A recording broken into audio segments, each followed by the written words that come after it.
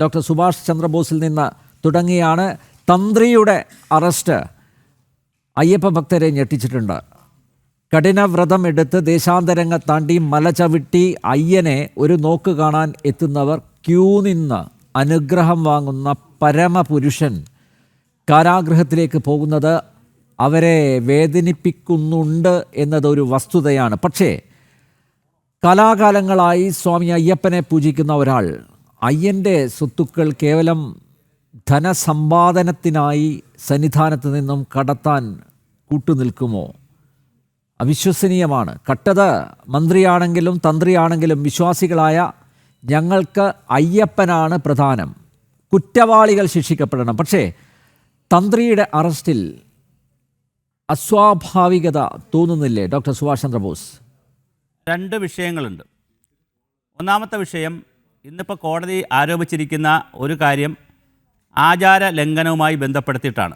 അപ്പോൾ അങ്ങനെയാണെങ്കിൽ ആചാര ലംഘനങ്ങൾ ഒരുപാട് നടന്നു, പലരും പല കാലഘട്ടങ്ങളിൽ ചെയ്തു.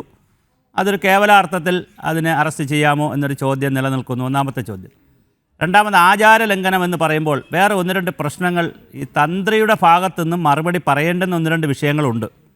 അതായത് ക്ഷേത്രത്തിൻ്റെ അടച്ചിരിക്കുന്ന സമയത്താണ് ഇത് എടുത്തുകൊണ്ട് പോകാൻ പറ്റില്ല. ക്ഷേത്രത്തിൽ പൂജാതി കർമ്മങ്ങൾ ഉള്ള സമയത്ത് വേണം. ഒന്നുകിൽ ദേവപ്രശ്നം നടത്തണമായിരുന്നു, അപ്പോൾ ദേവപ്രശ്നം നടത്തിയിട്ടില്ല. അല്ലെങ്കിൽ അനുജ്ഞ ചൊല്ലി വേണം ഇതെടുക്കാൻ. അപ്പോൾ അനുജ്ഞ ചൊല്ലിയിട്ടുണ്ടോ? അങ്ങനെ അനുജ്ഞ ചൊല്ലി എടുത്തെങ്കിൽ 100 ദിവസം കഴിഞ്ഞ് തിരിച്ചു കൊണ്ടുവരുമ്പോൾ അനുജ്ഞ വിടർത്തുക എന്നൊരു പ്രോസസ്സുണ്ട്. ഇതെല്ലാം താന്ത്രിക വിദ്യപ്രകാരമാണ് ഞാൻ മനസ്സിലാക്കിയിട്ട് പറയുന്നത്. അപ്പോൾ അനുജ്ഞ വിടർത്തലെന്ന് പറയുന്നൊരു പ്രോസസ്സ് ചെയ്തിട്ടുണ്ടോ? അതുപോലെ തന്നെ പിന്നെ പഞ്ചകാസ ശുദ്ധി എന്ന് പറയുന്നൊരു പ്രോസസ്സുണ്ട്. അതുപോലെ പ്രാസാദ പൂജ എന്ന് പറഞ്ഞ് ഇങ്ങനെ കുറേ പൂജാതി കർമ്മങ്ങളും പൂജ പരിപാടികളൊക്കെ ഭാഗമായിട്ട് ശബരിമലയിൽ നിന്ന് എടുത്തുകൊണ്ട് പോകാനും പറയൂ, കൊണ്ടുവയ്ക്കാനും കഴിയൂ. അതൊരു വളരെ പ്രധാനപ്പെട്ടതാണ്. അപ്പോൾ ഈ അടച്ചിരിക്കുന്ന സമയത്ത് എടുത്തുകൊണ്ട് പോകാൻ പറ്റുമോ? അങ്ങനെ തന്ത്രിയുടെ മൗനാനുവാദമില്ലാതെ, തന്ത്രി ഇതിനകത്ത് മോഷ്ടിച്ചെന്നോ തന്ത്രി ഇതിനകത്ത് കാശ് മേടിച്ചെന്നുള്ളതൊക്കെ അവിടെ നിൽക്കട്ടെ, അത് രണ്ടാമത് SIT പറയട്ടെ. പക്ഷേ തന്ത്രിയുടെ മൗനാനുവാദമില്ലാതെ ഇത് പോയത് എങ്ങനെ? അങ്ങനെ മൗനാനുവാദമുണ്ടെങ്കിൽ എന്തിൻ്റെ പ്രേരണയിലാണ് ഈ മൗനാനുവാദം കൊടുത്തത്? അതൊരു ഒന്നാമത്തെ ചോദ്യം.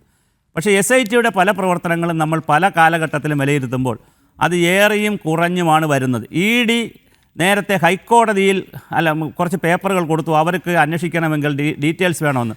അപ്പോൾ ഹൈക്കോടതി അത് നിരസിച്ചു. അതുകൊണ്ട് തന്നെ പേപ്പറുകളൊന്നും കൊടുത്തില്ല. അപ്പോൾ തണുത്ത് വന്നു. പെട്ടെന്ന് അത് മജിസ്ട്രേറ്റ് കോടതി പോയി, കൊല്ലം മജിസ്ട്രേറ്റ് കോടതി പോയി വാങ്ങിച്ചോളാൻ പറഞ്ഞു.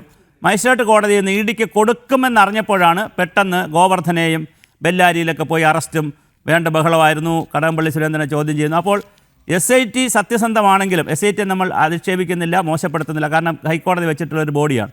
പക്ഷേ SIT പിന്നെ കടലിലെ തിരമാല പോലെയാണ്, കയറും ഇറങ്ങും ഇങ്ങനെ ഒരു പ്രോസസ്സിലൂടെയാണ് പോകുന്നത്.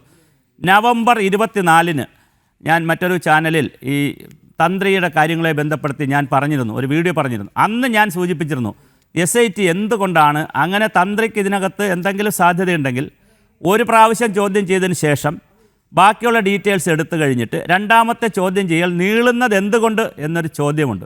അപ്പോൾ അങ്ങനെ ചില കാര്യങ്ങൾ ഇതിനകത്ത് നമ്പ്യാർജി പറഞ്ഞതുപോലെ അങ്ങനെ ചില സംശയങ്ങൾ പൊതുമണ്ഡലത്തിൽ നിൽക്കുന്ന പൊതുബോധത്തിന് ഉതകാത്തതോ അല്ലെങ്കിൽ ദഹിക്കാത്തതോ ആയിട്ടുള്ള ചില കാര്യങ്ങൾ നടന്നിരിക്കുന്നു. പക്ഷെ അപ്പോഴും തന്ത്രി അങ്ങനെ ഒരു നിഷ്കാമ കർമ്മിയാണ് അല്ലെങ്കിൽ ഇതൊന്നും അറിയാത്ത ഒരാളാണെന്ന് നമുക്ക് പറയാൻ കഴിയില്ല. കാരണം ധാർമ്മികമായി തന്ത്രി അറിയേണ്ടതാണ്. തന്ത്രി അറിയാതെ രഹസ്യമായി ഉണ്ടെങ്കിലും ധാർമ്മികമായി തന്ത്രിക്ക് അതിനകത്തൊരു ഉത്തരവാദിത്വമുണ്ട്. അതുപോലെ ഉത്തരവാദിത്വം മന്ത്രിക്കുമുണ്ട്. ഇപ്പോൾ ദേവസ്വം മന്ത്രി അറിയാതെ ദേവസ്വം വകുപ്പിലുള്ള ഒരു ഇത്രയും വലിയൊരു ക്ഷേത്രത്തിൽ ഇത്രയും വലിയ കാര്യങ്ങൾ നടക്കുമെന്ന് പറഞ്ഞാൽ ആ മന്ത്രി എന്ത് മന്ത്രിയാണെന്ന് നമുക്ക് ആലോചിക്കേണ്ടി വരും. അല്ലെങ്കിൽ മന്ത്രിയുടെ ഓഫീസ് എങ്ങനെ, സ്റ്റാഫ് ആരും അറിയാതെ, പ്രത്യേകിച്ച് ഓരോ മന്ത്രിമാരുടെ ഓഫീസിലും PS കഴിഞ്ഞാൽ പ്രൈവറ്റ് സെക്രട്ടറി കഴിഞ്ഞാൽ APSമാരുണ്ടായിരിക്കും, അഡീഷണൽ പ്രൈവറ്റ് സെക്രട്ടറിമാർ. അത് ഓരോ മന്ത്രിയുടെ വകുപ്പിലുള്ള ഓരോ സ്ഥാപനങ്ങൾക്കും APSമാരുണ്ടായിരിക്കും.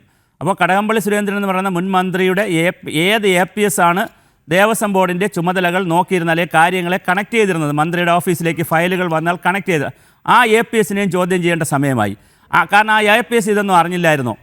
അപ്പോൾ അങ്ങനെയുള്ള കുറേ അപ്പോൾ കടകംപള്ളി സുരേന്ദ്രൻ ഇത് അറിഞ്ഞില്ലേ? അപ്പോൾ കടകംപള്ളി സുരേന്ദ്രൻ ഇത് അറിഞ്ഞിട്ടുണ്ടെങ്കിൽ ധാർമ്മികമായി കടകംപള്ളി സുരേന്ദ്രൻ ഇത് മുഖ്യമന്ത്രിയുടെ ശ്രദ്ധയിൽപ്പെടുത്തിയിട്ടില്ലേ? ഇതാണ് ഇതിൻ്റെ ഒരു കണക്ഷൻ. ഇത് കണക്ട് ചെയ്യുമ്പോൾ മറ്റൊന്നും ആരും കരുതരുത്. ഒരു പൊളിറ്റിക്സ് നമ്മൾ പറയുന്നില്ല.